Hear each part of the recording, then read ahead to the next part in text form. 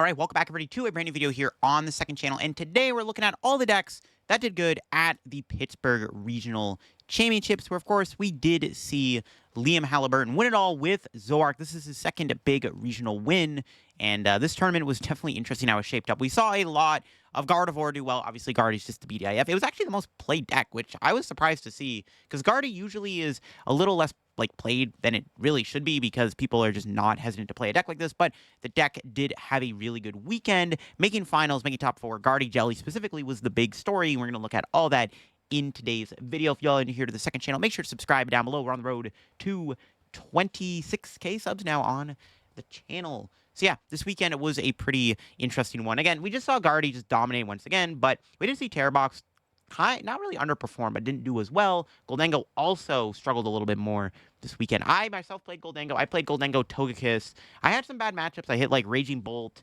Didn't go well. We'll talk a bit more about that later, but take a look at Liam's winning list. So he did play Zoark. Pretty good, anti-meta deck. I mean, all the top decks, I feel like, definitely could struggle into this deck. Like, Guardy, obviously, is the big one you're trying to beat. Jelly Guardy's pretty good for this deck. Obviously, with the Toedscruel, you're a lot better into Goldango. The Watchtowers help a lot against Raging Bolt and Terrabox. So, really did kind of cover a lot of the basis for what was going to be played. And Zoark is just a pretty good deck. I'm a big fan of Zoark, personally. I like it a lot. He didn't decide to play Blood Moon in the deck, no Darmanitan, and no Cornerstone.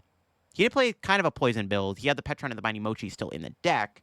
But it's a pretty strong deck. I think Zoark is a great deck right now to play. It just beats up on a lot of the top decks. Like, even Dragapult. It's like a pretty fine matchup for this deck. I mean, maybe Dragapult Dusknoir is a bit more shaky, but I think overall, you're still fine into Dragapult.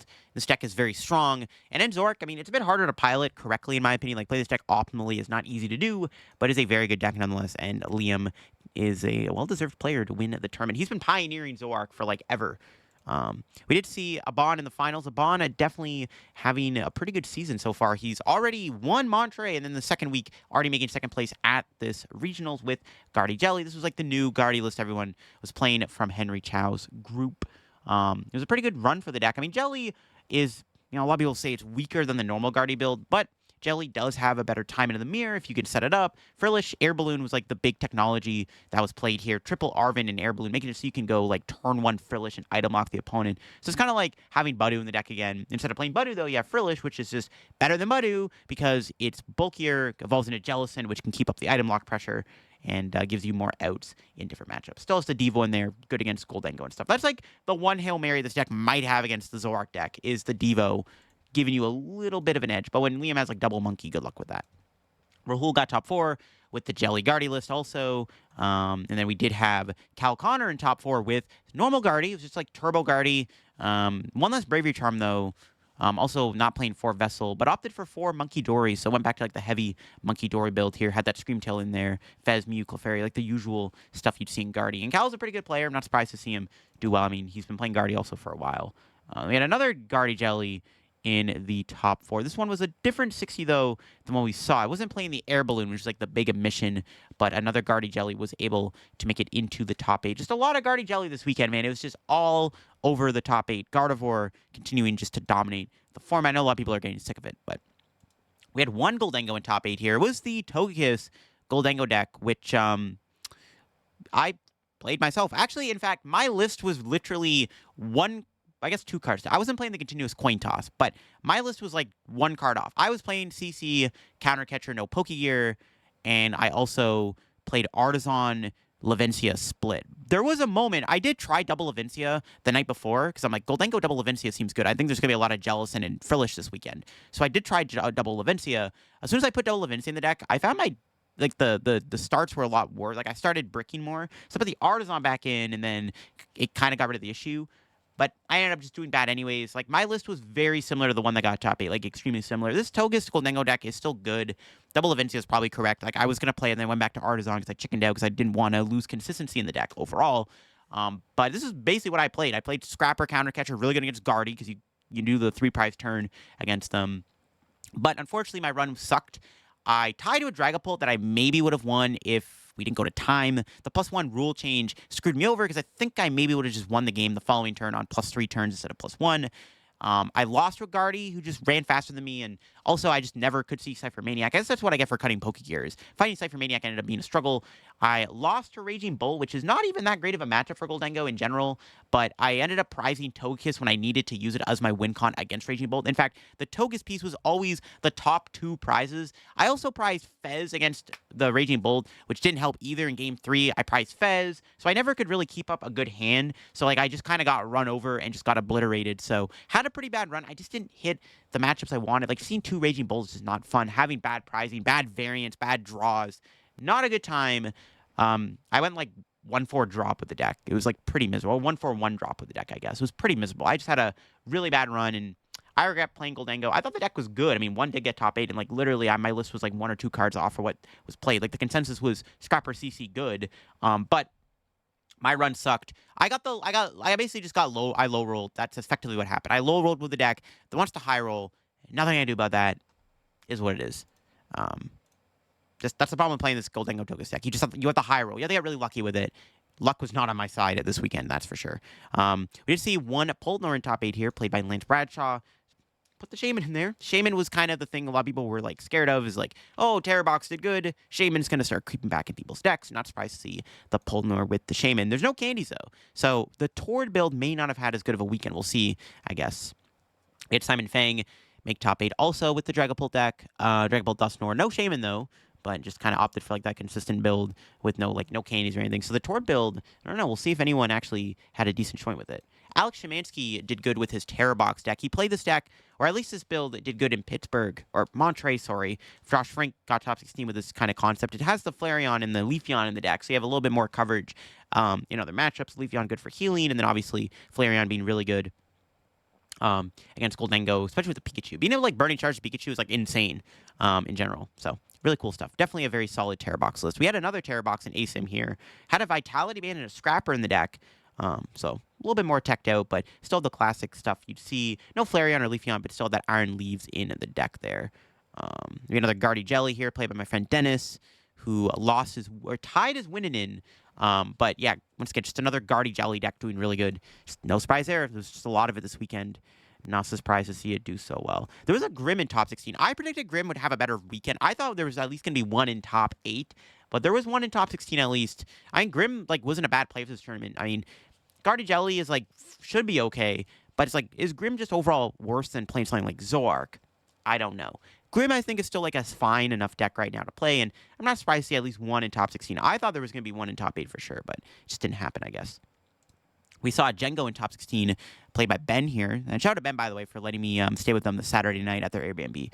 Quick shout out to him for that. But he did play Django, got top 16. Django wasn't bad. I helped a lot of my friends play Django this week. I told a lot of them, yo, Django's a pretty good deck. And they all kind of locked in Django like weeks before the tournament. I went back to Togekiss Goldengo, but maybe I should just play Django instead of Togedengo. Because, again, I low rolled and just got farmed with my deck that needs a lot of variance and high rolls to do well. Where Django, you do have a little bit more agency, I guess, with what you can do. It's also more powerful when you have stuff like Iron Hands, but yeah, pretty good stuff. Saw Guardy in top 16, played by Riley McKay, who looks like he just literally ran back his Worlds list with the Flutter Mane and stuff. We saw Justin also just below him in the top 16 here, obviously got second place at Worlds. Also ran back his World 60, so it's kind of ironic. We saw both Riley and Justin in top 16 beside each other in the standings, and they literally just played their Worlds decks again. It's pretty funny, like the exact 60s. We saw Bodie Robertson here. Switch off Goldengo to Duskbolt for this tournament. Outside, we got a Guardy in top 16, just another Turbo Guardy. There's a lot of Turbo Guardy this weekend. Top 32, we saw Raging Bolt. Bolt, like, I don't think it was a great deck for this tournament overall, just because, like, there's so much Gardevoir, and, like, that matchup was never good. But Bolt was still, like, fine. Like, it's still a good deck. I don't think it was going to win the tournament, but it did good. I hit 2 of them. So what do I know? I mean, I hit 2 of them and got some bad prizing when I needed Togekiss as a win con. But both broken.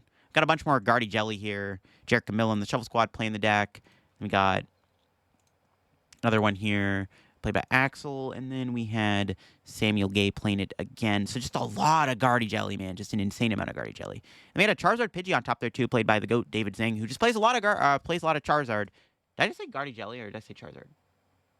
I can't remember. Anyways, he played Charizard. He's been known to basically just play nothing but Charizard. Not a bad play for the tournament. Mist Energy, Shaman, probably good for this weekend. Charizard's good.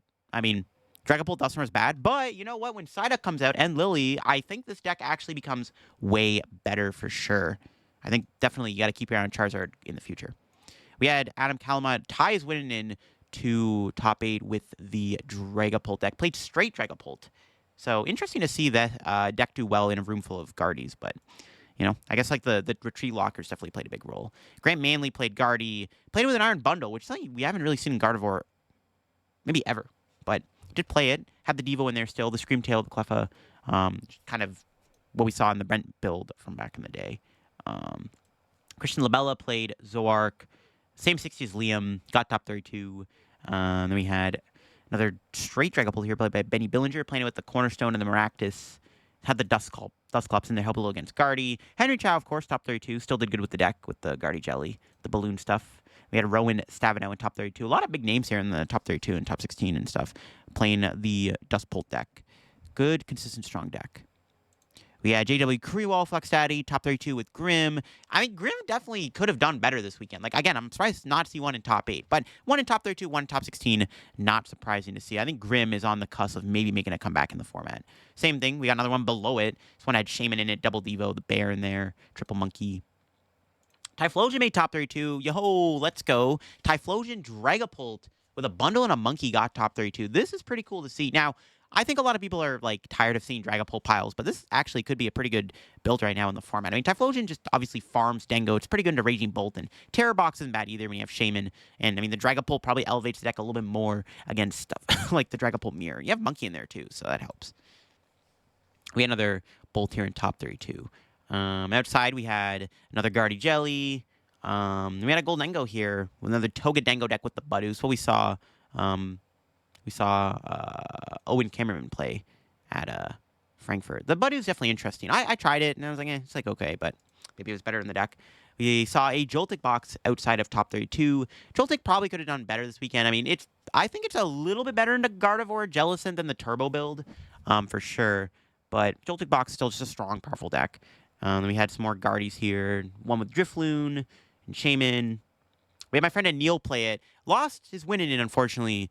But he did play the Enamorous. Now, this is a really cool tech card that he played. Basically, what it does is it does 200 damage if any of your Pokemon in play have the same type as your opponent's Pokemon. So it's really good in the Guardy Mirror because, I mean, if your opponent just has a Monkey Dory in play, this card does 200 damage. That is pretty good. It can do a lot of damage. It's a pretty heavy hitter, and it's a one-prizer. So, like, instead of, like, using Clefairy as your beat stick, you can use Enamorous instead, which is a little bit safer. And then you do have the Defiance Band in there. You can hit, like, 230 damage. And Neil's build is really cool. And it's cool to see him do so well in the tournament, almost making top 8 again. He would have made ASIM, but he lost it, unfortunately. And then we got another Dengo here, the Rev of Room Secret Box build. I tried this deck, too, the night before, or 2 nights before. I tried it Thursday night when I got to my hotel. I just played a bit of it. It was, like, okay. I think this deck is strong, but I found the deck was a little bricky. Like, basically, you have to start Arven or Petrol. And if you don't, your turn ones are kind of weak, which was my issue with it. So I went back to Tokus. But I think the deck's strong still. I think it's still good. And then we have another Grim here in the top 64. We had another Raging Bolt here. And then we had a Guardy do pretty good with the Triple Charm, the Turbo build. We had a Conkeldurr. Conkeldurr had a decent weekend, too. Like, I mean, this deck could be real. I mean, it's good into Dengo. I think, obviously, with, like, the rise of stuff like Guardy, like Jelly, it's probably, I imagine it's even worse than Turbo Guardy because you can't play your rare candies. You can't, how you get Conkeldurrs in play? You have one Girder, but this deck is really cool to see do well nonetheless. It's a fun one-price deck. Is it better than Typhlosion? I don't know, maybe, honestly, but I mean, Typhlosion did better than Conkeldurr, but Conkeldurr still kept up the momentum from last week. We had a Crustle here in top 64, another Jengo, another Bolt with a Cornerstone. A lot of Bolts playing Cornerstone. And we had the Wellspring Ogre Pond Cornerstone Teal Mask deck, like I can't call it Terra Box, the Ogre Pond box deck with the Ogre's Mask the Ends plot. That's really cool to see it do well. Piloted by Matthew once again, Matthew Hubbard, who's been pioneering the deck since like a couple formats ago. Another Guardy Jelly, another Triple Guardy played with my friend Dan Zoe. Shout out to him once again. Then we had Joltik Box with the Genesect in there. We had a Walls do well. I mean, honestly, this deck might get better next format, in the Mega format, but this deck, I feel like Walls is better than people give it credit for. This is one definitely to look into. For sure. Walls doesn't seem bad. I'm not surprised to see it do well. We had Ryan Antonucci on the Dustbolt deck. Another Guardy Jelly here. So much Guardy Jelly. Another Jengo, which, again, I should just play Jengo instead of the Joltik Dengo. Instead of Togus Dengo. We got a Toad's Cruel Grim deck. So this is cool. I mean, we did see this deck at, what was it, Frankfurt or Monterey? One of the two regionals. Somebody did do well with this approach to the Toad's Cruel. But I don't hate the idea of Toad's Cruel and Grim. Definitely one to keep an eye on. We had a Blissey do well here with the wall of Cornerstone Friggraph and had the Leafeon in there for a little bit of type coverage and healing, which is really cool to see. This is a really cool Blissey deck. Yeah, Blissey's a pretty fun deck. It's nice to see it do well, I guess. The Friggraph does help against Guardy, obviously. And we had another Dust Bolt here played by Makani. A couple more Guardy Jellies. A lot of the Guardy Jellies are going to look pretty similar. And we had a Flareon. As far as Flareon didn't do as good, but I guess, like, again, Guardy Jelly isn't the best matchup ever. But it's cool. This has like a Pidgeot in there, so that's nice to have a little bit more support in the deck. Make it a bit more consistent. Hedrick played Dust Bolt. Another Dust Bolt here. Let's see. Another Crustle with the Oricorio for healing. Let's go.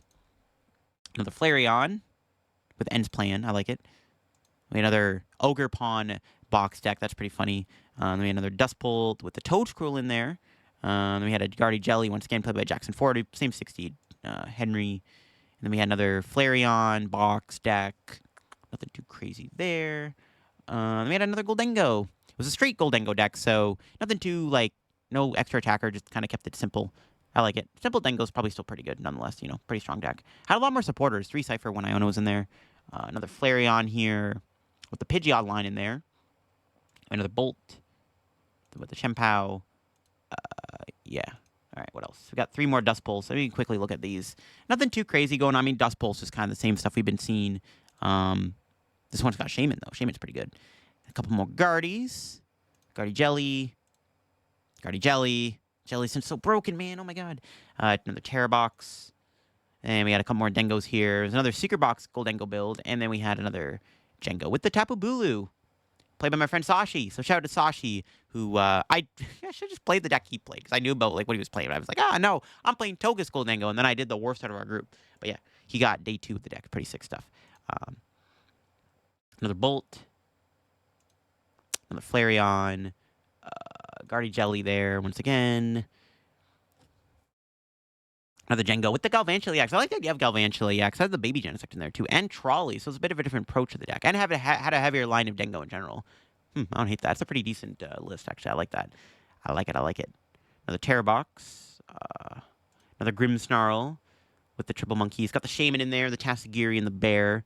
Nice. Another Flareon.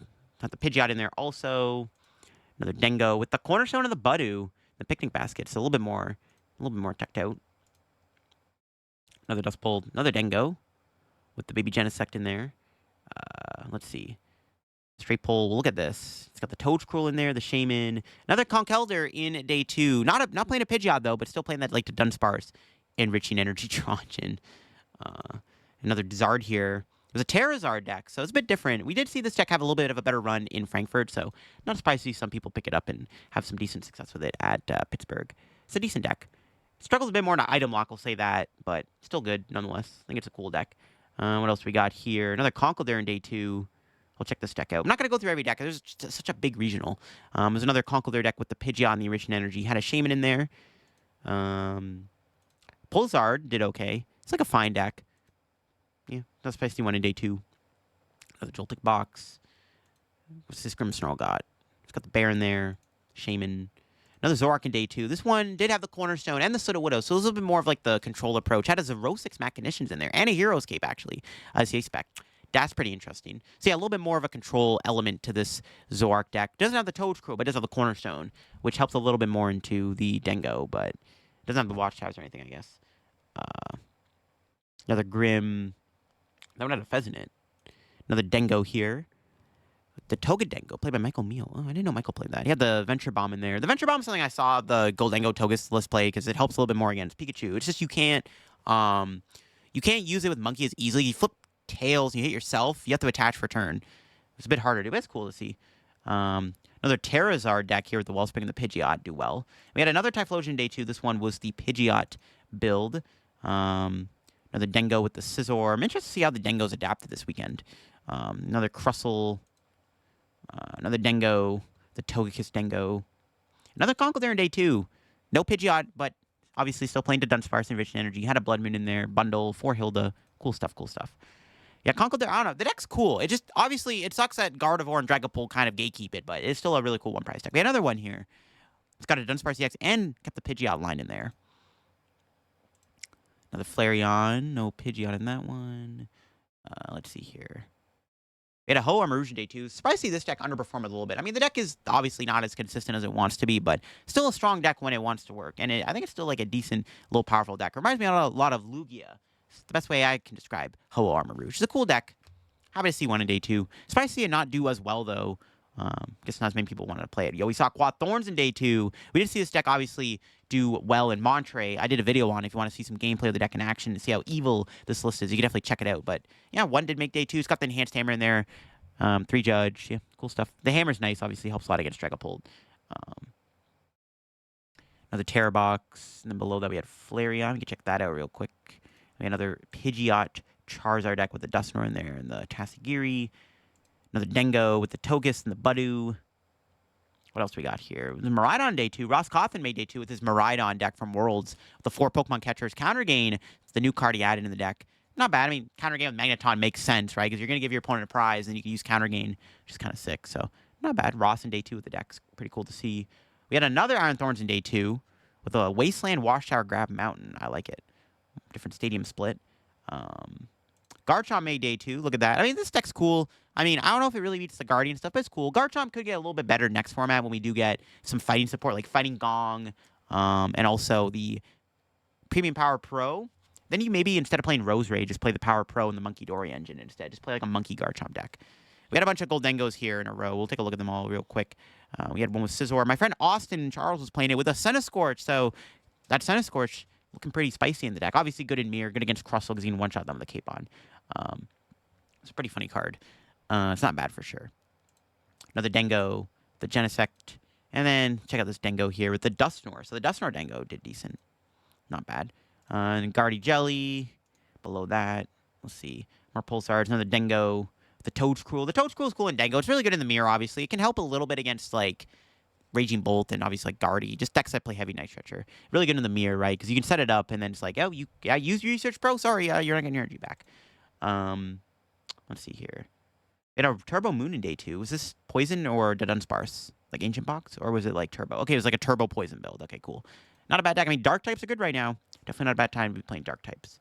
Another Pidgeysar deck with the Shaman in there. And then we had another Typhlosion in day 2 with the Pidgeot in the deck as the engine. Another Dengo Togus with the Baby Genesect in there. Not bad. Another Dengo. What's this one got with the Togus in there? Broken. Let's see what else we got here.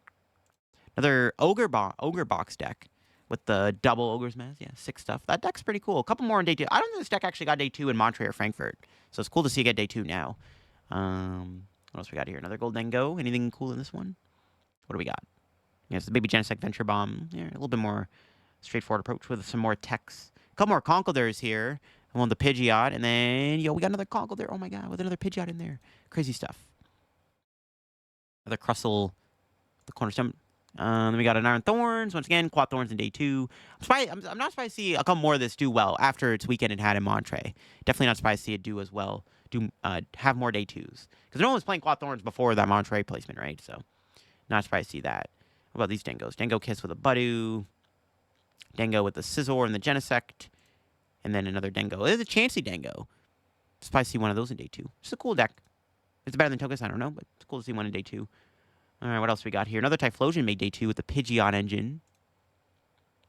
More Dengos. Another Terrazard. Look at that. Another Terrazard. No Pidgeot, just opted for the Wellspring and stuff.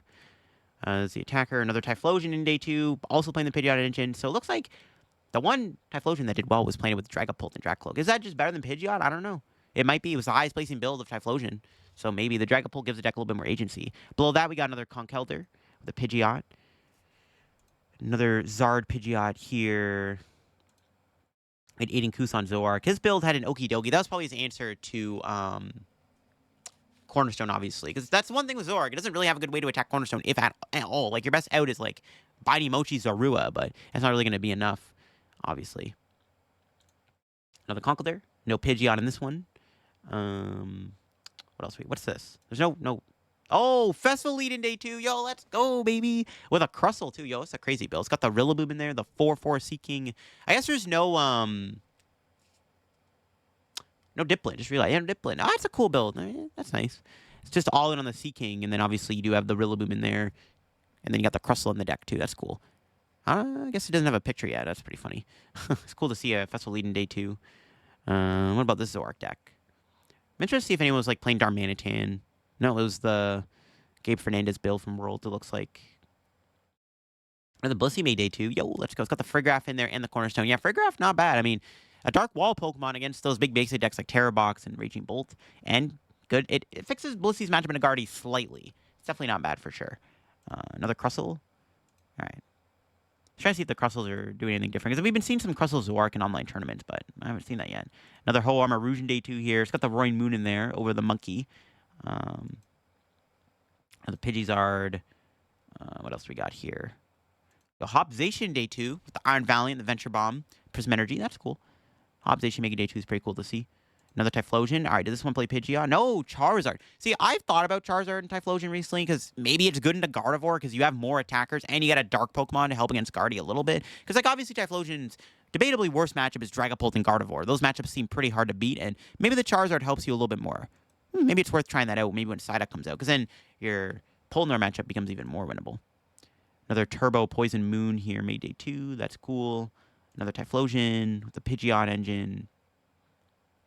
Another Ho Armor Rouge. Gouging Fire in there. Actually, a lot more fire attackers. Kind of opted for less of a rainbow approach. Just opted for just Wellspring Hands. Double Wellspring, though. Trying to lean more into the Wellspring approach that the deck can do. It's cool to see.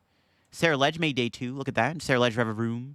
Nice stuff. This deck could get better with Lunatone Solrock. Could be worth looking into even more. Another Conkeldurr here in day 2.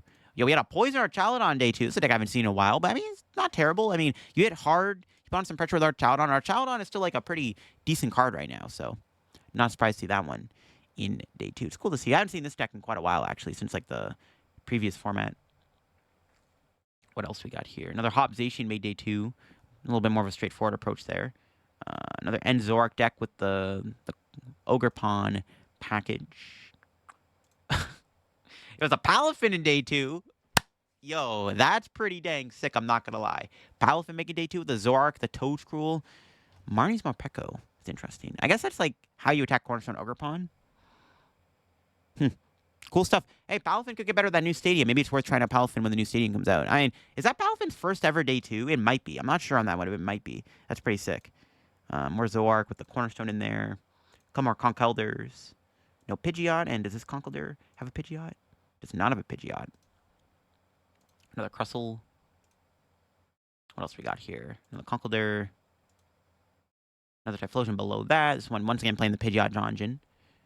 Moon to Dunsparce in day 2. This deck seems okay. Like, it probably beats Guardy. But does it beat anything else? I don't know. It should probably beat Guardy if you just make a good board. Another Ho-Oh box. A couple more Zoroarks here. Ogerpon package. The Toadskrull package. We saw Win. Another Crustle. Another Typhlosion. Let's see this. Typhlosion with Gastrodon. That's interesting. Shut off Stage 2 abilities. I guess it helps a little against Duskbolt and Charizard. All right, cool. There you go. That's like most of the stuff in day 2. I mean, again, looking at all the other lists, like a lot of them probably looking the same, but it's cool to see some of the other stuff in day 2. Palafin making day 2, pretty crazy stuff. Festival lead in day 2, not bad. We saw some cool techs in some of the decks. Like we saw Neil with the Enamorus and stuff. Zoroark winning it all. Definitely the meta is shaping up a little bit. More in the favor of like Guardy still dominating. I mean, going forward in any League Cups or League Challenges in this Black Bull White Flare meta, we're probably going to see a lot more Guardy Jelly do well. But Zoroark, I think, will pick up some steam. We might just see more dark decks in general, like Grimmsnarl, like Zoroark, like Charizard, continue to do well. But yeah, the meta is just really shaping around Gardevoir right now. Like, it just feels like Guardy's the BDIF. Maybe Guardy Jelly is the best way to play the deck over the Turbo Bill we saw from last week. But yeah, cool results. Nonetheless, some cool stuff in day 2 at Pittsburgh. I might have said Monterey a couple times. Just not zoning in correctly. But yeah, I hope you enjoyed today's video. Once again, big thank you everybody who came up to me this weekend at Pittsburgh. Had a fun weekend despite not doing as well, but I think next tournament with Milwaukee, I'm probably going to switch it up, and I'm not going to play Dango next time, unless it's like some crazy broken Dango deck gets discovered, but probably not going to play Dango again. I'm probably going to switch things up, play a bit of a different deck for the Milwaukee Regional Championships, but I'm excited to compete some more have a bit more of a fire under me now that I didn't do as good at this tournament. This is probably my worst tournament in a while, actually. Like, I don't think I've had a tournament this bad before. So, kind of mad about that. So, I definitely want to recover and try again in Milwaukee and hopefully do a little bit better. And I'm going to switch things up, not play Dingle this time, not play such a linear deck. I kind of got a little salty on Twitter, but yeah, it is what it is. Hope you enjoyed. Catch you all later, and I'll see you on another video very soon. Bye-bye.